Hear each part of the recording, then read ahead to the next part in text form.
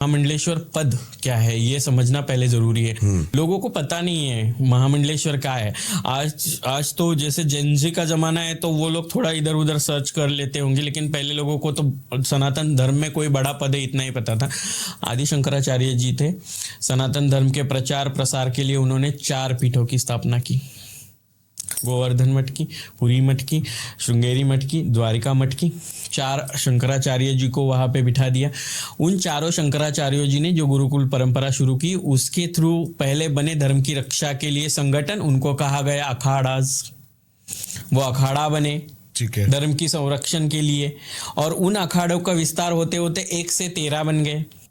ठीक है। उन्हीं 13 अखाड़ों में दशनामी परंपरा आई, जैसे गिरी, पुरी, भारती, वन्य, अरण्यक, सागर, आनंद, ये परंपराएं आई। उसी गिरी परंपरा से रिलेट मैं करती हूँ, नंदगिरी मेरा सरनेम उसी परंपरा से आता है। उन्हीं आदि शंकराचार्य जी ने स्थापित इन मठों के द्वारा जो शंकराचार्य विराजित है, उन्होंने उसी अखाड़ों को चलाने के लिए उनके हेड पहले उन्होंने बनाए आचार्य महामंडलेश्वर। और वो आचार्य महामंडलेश्वर उनकी ये संगठन चलाने के लिए एक मंडल देते हैं। मंडल मीन्स एक सेक्शन, एक एरिया, एक स्टेट, कुछ स्टेट भारत का कुछ हिस्सा, या फिर हमारे पूरी दुनिया का कुछ हिस्सा, और उस हिस्से को कहते हैं मंडल। षटकोणाकार में एक मंडल होता है। उस मंडल का जो अधिकारी होता है मंडलेश्वर, उस मंडल का जो ईश्वर होता है वो महामंडलेश्वर होता है। फिर महामंडलेश्वर के बाद मंडलेश्वर। किसी पीठ के लिए किसी को चुना जाता है उस राज्य में, उस स्टेट में या उस डिस्ट्रिक्ट में, वो पीठाधीश्वर होता है। किसी मठ के लिए किया जाता है वो मठाधिपति होता है। ओके। व्यवस्थापन के लिए जो चुना जाता है वो श्री महंत होता है। और पूजा पाठ से रिलेटेड पूजाओं के लिए जो व्यवस्था की जाती है वो महंत होते हैं, जो महंताई करते हैं। फिर संरक्षक होते हैं, उनका काम होता है अखाड़े के लोगों की सुरक्षा। फिर प्रोटोकॉल्स के लिए फिर आते हैं आगे कोतवाल। ये सब लोग ऐसे लाइन में चल के आते हैं। महामंडलेश्वर हिंदू सनातन धर्म का सबसे उच्च पद आज महामंडलेश्वर है, क्योंकि आदि शंकराचार्य जी तो खुद भगवान है। शंकराचार्य का मतलब क्या है? शंकर जी की तरह जिसका आचरण है वह है शंकराचार्य। तो भगवान के बाद आने वाले पद शुरू होते हैं महामंडलेश्वरों से। तो हिंदू सनातन धर्म का सबसे बड़ा पद है महामंडलेश्वर, इसीलिए इतने हक से बोल रही हूँ। क्या बात। उनका पट्टाभिषेक होता है। शुरुआत अब महामंडलेश्वर के नाम तक पहुंच गए। फिर उसके बाद शुरुआत होती है कि पंच परमेश्वर होते हैं। पंच परमेश्वर या रमता पंच जिन्हें कहा जाता है। अखाड़ा परिषद में पंच परमेश्वर होते हैं और किसी अखाड़े में रमता पंच होता है, यानी 5 लोगों की एक कमिटी होती है। आप पहले ज्वाइन होते हो।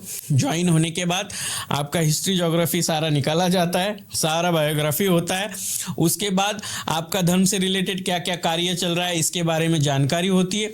आप सोशली धर्म के लिए या फिर किसी भी पर्सनली आप किस तरह से रिलेट करते हो धर्म से, ये जानकारियाँ ली जाती है सीसीटीवी की तरह। आपके सारे बातों का मुआयना किया जाता है। फिर ये रमता पंच आपको धर्म शास्त्र और उनसे रिलेटेड धर्म के कार्यों के लिए आप क्या समर्पण कर सकते हो ये पहले समझते हैं। ओके। फिर क्वेश्चनिंग होता है, एग्जामिनेशन, फिर वेरिफिकेशन। उसके बाद आचार्य महामंडलेश्वर जी चुनिंदा सवाल करते हैं। उन चुनिंदा सवालों के बेसिस पे आपको महामंडलेश्वर घोषित किया जाता है। अभी आप बने नहीं हो, घोषित हुए हो। घोषित होने के बाद आने वाले कुंभ तक आपके ऊपर नजर रखी जाती है। क्या बात है। और फिर आपका कैरेक्टर परखा जाता है कि एक पद मिलने की वजह से ये कुछ ऊपर तो नहीं चढ़ी गई। ईगो, एटीट्यूड, ये सारी चीजें देखी जाती है। फिर आप जब महामंडलेश्वर घोषित होते हैं तो आपका धर्म समर्पण आपको ले जाता है स्वयं के पिंडदान तक। उसके बाद पिंडदान होता है। हाँ, पहले अभी तक तो पट्टाभिषेक हुआ नहीं है। पट्टाभिषेक से लेकिन अगर कोई अघोरी बनना चाहता है या फिर कोई बनना चाहता है तो उसमें तो शुरू में पिंडदान हो जाता है। तो वो गुरु दीक्षा करते हैं। पट्टाभिषेक और अघोरी बनना ये बहुत अलग चीज है। अघोरी बनना एक शिष्य बनना है, पट्टाभिषेक होना यानी एक बड़े धर्म के पद पे बैठना है ना। तो घोषित हुए हैं, आपका कैरेक्टर एनालिसिस हो गया। उसके बाद जो भी कुंभ है उस कुंभ से पहले गंगा स्नान होगा, स्वयं का पिंडदान होगा। फिर जो आचार्य जी है, जगत गुरु जो भी अखाड़े से रिलेटेड है, वो आपको एक पट पे बिठाते हैं। सभी के संन्यास्त के बाद स्वयं पिंडदान के बाद बाल पूरे काटे जाते, लेकिन किन्नर परंपरा में या आज तक के हजारों सालों के इतिहास में किन्नरों के बाल काटना यानी कलंक या पाप श्रेणी में मानते हैं हम लोग। इसीलिए अखाड़ों की परमिशन से, अखाड़ा परिषद की सहमति से किन्नरों की सिर्फ एक बट जो है, लट जो है वो काटने की परंपरा है। तो उनकी एक बट काट के आचार्य जी वो ले लेती है। उसके बाद दुग्धाभिषेक होता है, गंगा जी से गंगाभिषेक होता है, फिर आपको चोला उड़ाया जाता है, कंठी पहनाई जाती है, फिर आपका 17वां श्रृंगार होता है।